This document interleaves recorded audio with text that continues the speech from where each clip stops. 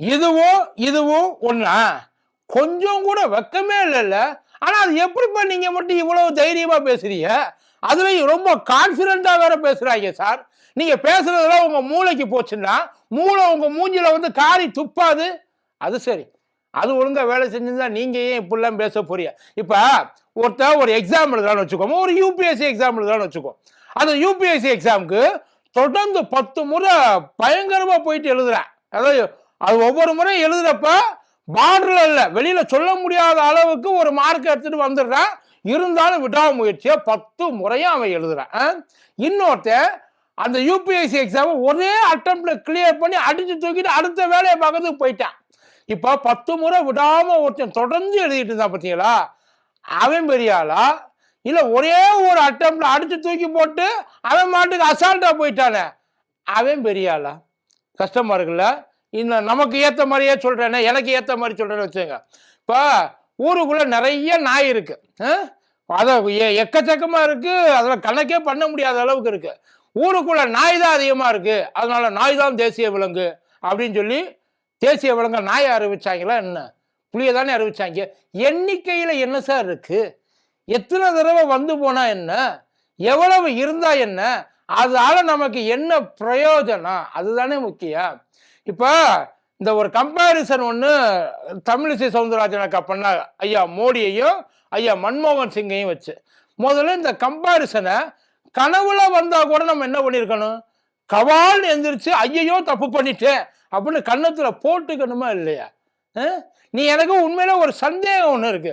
நீங்க எல்லாம் கான்சியஸா தான் பேசுறீங்க. சுய நினைவு இருக்கா? இல்ல நீங்க மாட்டி ஏதாச்சும் பேதளிச்சு போய் திரியிறீங்களா? தெரியல, சத்தியமா தெரியல. சின்ஸ் இந்த இதை நீங்க பெத்து போட்டதுனால, கருத்தை பெத்து போட்டதுனால அதுக்கு சுத்தி போட வேண்டிய ஒரு கட்டாயம் நமக்கு இருக்கு. சேர்ந்தாப்புல போடுவோமா?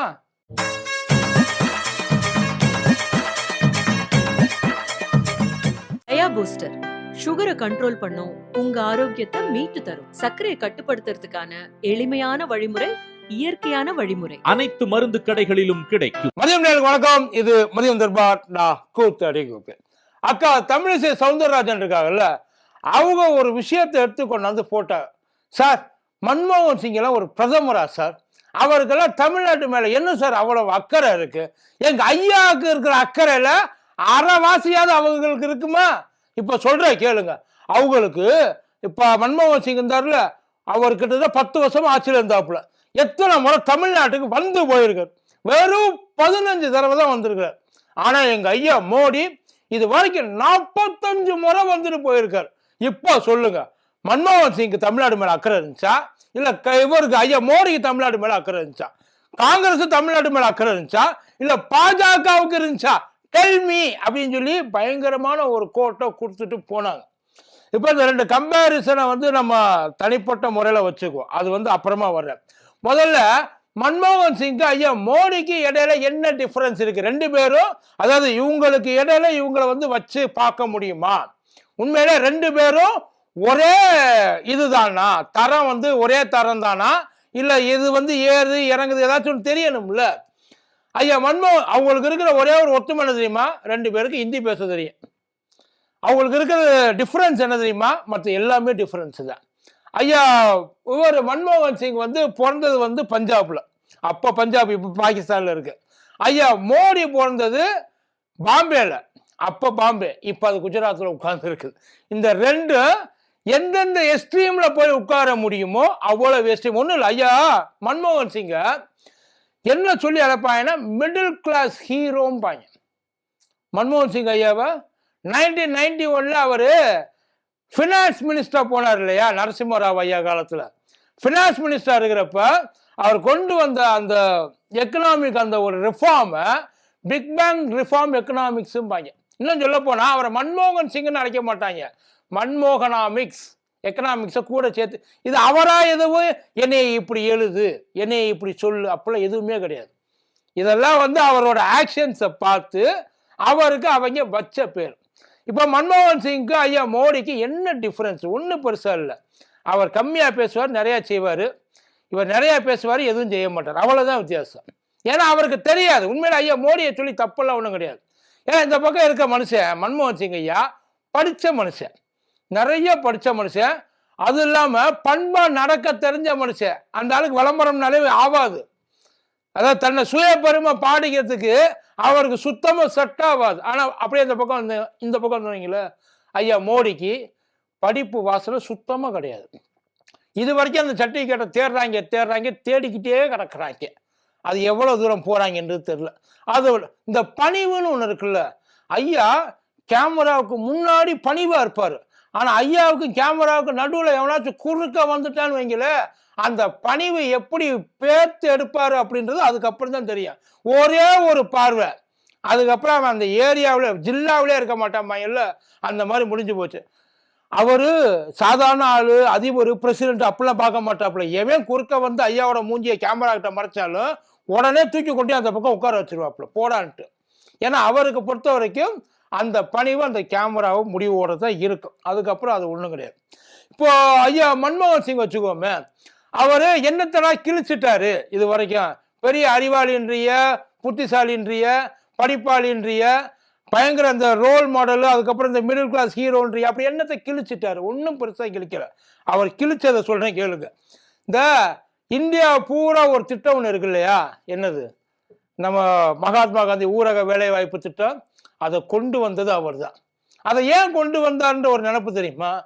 அவருக்கு இந்த மேலே இருக்கிறவன் கீழே இருக்கிறவன் இவனுக்கு உதவி பண்ணணும் அப்படிலாம் கிடையாது. எல்லாருக்கும் ஒரே மாதிரியான ஒரு எக்கனாமிக்ஸை பில்ட் பண்ணணும் அப்படின்றதுக்காக காசு இல்லாமல் தவிச்சாங்க இல்லை, அவங்களுக்கு ஏதாச்சும் ஒரு வழியில் ஏதோ ஒரு வகையில், அதான் உழைச்சி தான் காசு கொடுக்கணும், ஃப்ரீயாக கொடுக்கறது இல்லை. மன்மோகன் சிங்கோட பாலிடிக்ஸே அதான். அவர் ஒரு எக்கனாமிக்ஸ்ன்றது அங்கே அவர் யாருமே அவர் கொண்டு வந்த திட்டத்தை எங்கேயுமே எவனுமே எதிர்த்து இது வரைக்கும் பேசுறதே கிடையாது. இது ஒரு வேஸ்ட் திட்டம், இதை இந்தியாவுக்கு செட் ஆகாது, இதனால யாருக்கு பிரயோஜனம் இல்லை, இல்லை இதனால ஒரு குறிப்பிட்ட ஆட்களுக்கு மட்டும்தான் பிரயோஜனம், கிடையவே கிடையாது. அந்த மகாத்மா காந்தி ஊரக வேலைவாய்ப்பு திட்டம் முழுக்க சென்ட்ரல் கவர்மெண்ட் ரெஸ்பான்ஸ் எடுத்துக்கும்.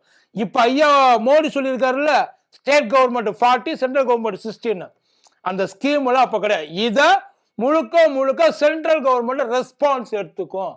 அவர் கொண்டு வந்தது அது அத்தனை. அதுக்கப்புறம் இந்த நியூக்ளியர் திட்டம் ஒன்று கொண்டு வந்தாங்க பார்த்தீங்களா, இப்போ உட்காந்து பேசிட்டு இருக்காங்கல்ல, இதை அன்னைக்கு யூஎஸோட போட்டு அன்னைக்கு இருந்த டெக்னாலஜி உள்ளக்குள்ள கொண்டு வந்தவர், இந்தியாவுக்குள்ள கொண்டு வந்தவர் ஐயா மன்மோகன் சிங். அதை விட இன்னொரு முக்கியமான ஒரு விஷயம், எல்லாரும் இன்னைக்கு எதுக்கு பயந்துட்டு கிடக்குறாங்க, பாஜகவும் சரி, காங்கிரஸும் சரி, திமுகவும் சரி, அதிமுகவும் சரி, யாரா வேணாலும் இருக்கட்டும், ஏன் பயந்துகிட்டு இருக்காங்க? RTI, right to know information. அந்த ஆர்டிஐ கொண்டாந்து முதல்ல இதை கொடுக்கணும். அப்போசிஷன்ல அவ்வளவு இது, பாஜக அவ்வளவு போராட்டம், அவ்வளவு போர்க்களம், முடியாது. ஆனா எதுக்கு அவரு, நீ சொல்றதை நான் கேட்கறதுக்கு இல்ல, மக்களுக்கு எது நல்லதோ, மக்களுக்கு எது தேவையோ, மக்களுக்கு எது சேரணுமோ அதை நான் கொண்டு போய் கொடுப்பேன். இதை கொண்டு போய் கொடுத்தவர் ஐயா மன்மோகன் சிங். ஆர்டிஐ கொண்டாந்து கொடுத்தாப்புல. ஃபுட் ரைட்ஸ், அதாவது தனி ஒரு மனிதனுக்கு உணவினை ஜெகத்தினை அழுத்திடுவோம்னால பாரதி, அதைத்தான் அவர் இந்தியில சட்டமா கொண்டு வந்திருக்கிறார். அவர் கொண்டு வந்து கொடுத்த ஃபுட் ரைட் எல்லாரும் கொண்டு வரணும். இது இந்த மாதிரி நிறைய இருக்கு, இன்னும் நிறைய சொல்லிட்டே போகலாம். இப்ப ஐயா மோடி எடுத்துக்கோமே, அவர் கொண்டு வந்தது ஜிஎஸ்டி, கேட்ட காங்கிரஸ் கொண்டு வந்துச்சு பாரு. அது கொண்டு வந்திருந்தா எப்படி இருந்திருக்குன்றது அவங்க கொண்டு வந்திருக்கும் போது தானே தெரியும், இவர் கொண்டு வந்திருக்கும் போது தான் தெரியும். டிமானிட்டைசேஷன், ஐயா கொண்டு வந்த திட்டங்கள், டிமானிட்டைசேஷன், லாக்டவுனு வெறும் 4 மணி நேரத்தில் தூக்கி அடிச்சாங்க இல்ல, போ உள்ள கடை 4 மாசத்துக்கு உனக்கு ஒன்றும் கிடையாது, இருந்தா இரு சத்தா சாவு. நிஜமா சார், அப்படிதான் கொண்டு வந்து கொடுத்தாங்க 4 மணி நேரத்தில். அது இல்லாம ஐயா கொண்டு வந்த மிகப்பெரிய இன்னொரு திட்டம் எலக்டோரல் பாண்ட். இதெல்லாம் அவங்க கொண்டு வந்தது சார். இதை கொண்டு காங்கிரஸை கொண்டு திணிக்க முடியாது. அதுக்கப்புறம் சிஏஏ, என்ஆர்சி, இதெல்லாம் ஐயா நாட்டை டெவலப் பண்ண கொண்டு வந்த விஷயம். அப்புறம் ஐயா மன்மோகன் சிங்க்கும் ஐயா மோடிக்கும் உள்ள ஒரு பெரிய வித்தியாசம். அவர் அடிக்கடி சொல்லுவார் மோடி ஐயா, நான் ஒரு சாய் வாலா, அதாவது டீ கடை வச்சு டீ வித்துக்கிட்டு இருந்தவன் இன்னைக்கு இந்த நிலைமையில இருக்கிறேன். நான் ஒரு செல்ஃப் மேடு மேன்ன்றது கொலை பண்ணி கொள்ளையடிச்சு, அதாவது கலவரத்தை உண்டு பண்ணி அடுத்த ரத்தத்தில் ஊறி மேலே வர்றது செல்ஃப் மேட் அப்படின்னு சொல்லி சில பேர் சொல்லிக்கிட்டு இருக்காங்க. ஆனால் ஐயா மோடி அப்படி சொல்லலை, நான் சொல்கிறேன். அதெல்லாம் ஐயா மோடி கண்டிப்பாக அப்படி சொல்லியிருக்க மாட்டார். இந்த பக்கம் மன்மோகன் சிங் எடுத்துட்டீங்கன்னு, இந்தியா பிரிஞ்சிச்சு இல்லையா, அப்ப சொன்ன பஞ்சாப்ல இருந்தாரு, அதுக்கப்புறம் பாகிஸ்தான் ஆச்சுன்னு இந்திய பிரிவினையை சந்திச்சவர். கொஞ்சம் கொஞ்சமா எவன் ஹெல்ப்பும் பண்ணல, கொஞ்சம் கொஞ்சமா படிச்சு முன்னேறி அவர் ஸ்காலர்ஷிப்ல போயிட்டு ஆக்ஸ்போர்ட்ல பண்ணி பிஹெச்டியும் பண்ணாப்புல. அவர் ஸ்காலர்ஷிப்ல பண்ணார், யாரும் இங்க ஸ்பான்சர்ஷிப்ல பண்ணல. ஸ்காலர்ஷிப்புக்கும் ஸ்பான்சர்ஷிப்புக்கும் நிறைய வித்தியாசம் இருக்கு. எந்த இடத்துலையுமே இப்ப ஐயா அடிக்கடி சொல்ல, நான் ஒரு ஓபிசி ஓபிசி, அவரும் ஒரு சிறுபான்மையினர். மன்மோகன் சிங் ஒரு சிறுபான்மையினர்.